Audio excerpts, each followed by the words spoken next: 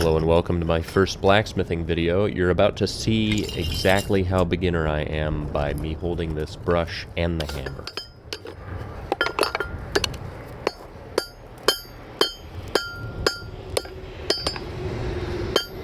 In an attempt to not burn my hand, I've doubled up my welding gloves, and they're still smoking. Right here.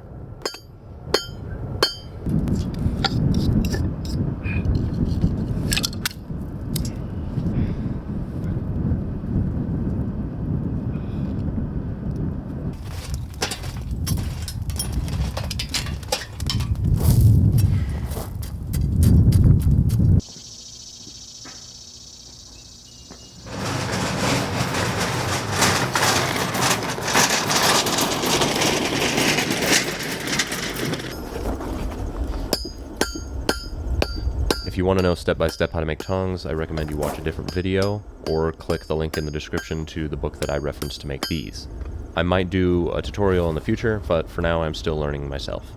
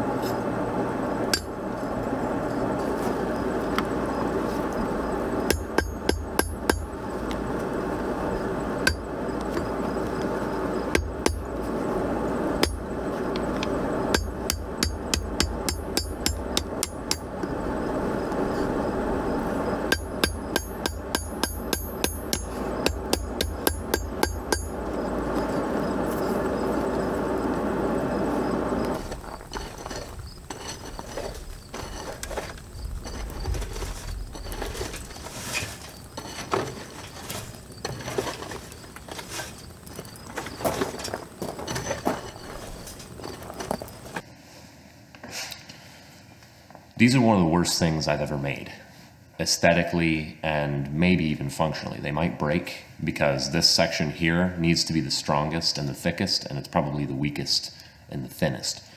I had to build up a lot of this with welds, which I shouldn't have had to do in the first place.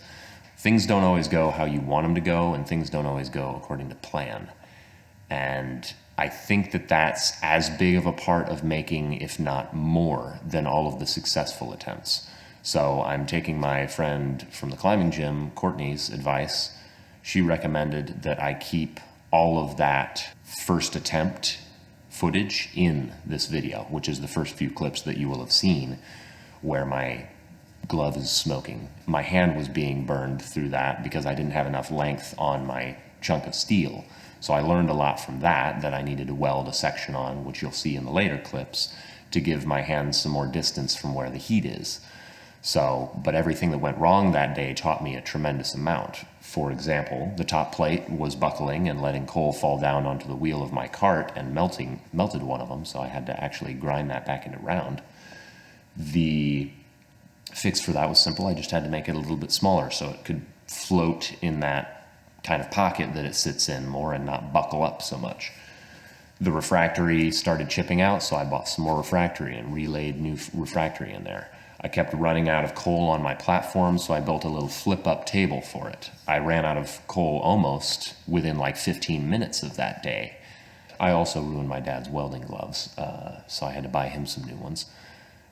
Almost everything that I could think of went wrong that day, and it was very hard for me to really want to get back into it after that. I kind of wanted to just go watch YouTube about it and maybe someday try again after I've learned some more passively, but that's not really how learning works for me most of the time anyway.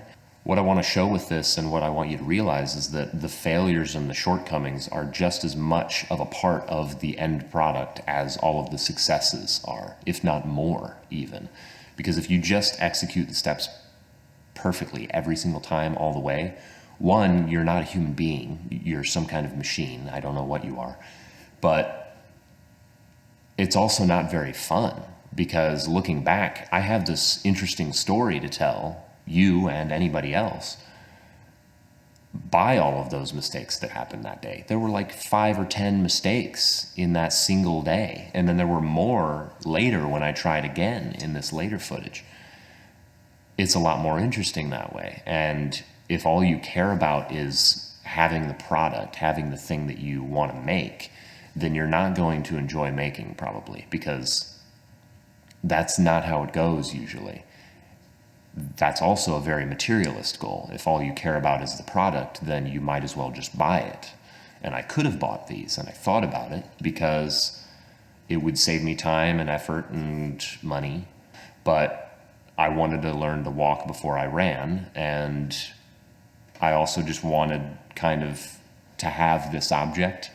This object means a lot to me now, and this whole project means a lot to me, and so that's one of the main reasons, if not the only reason, why I'm still putting this video out. The cinematography isn't what I'd like it to be because I didn't really know how to set up the shots for it. There are a lot of things that I'm not super proud of with this video and with this project, but even with all of that, this being one of the worst things I've ever made is still one of my favorite things I've ever made.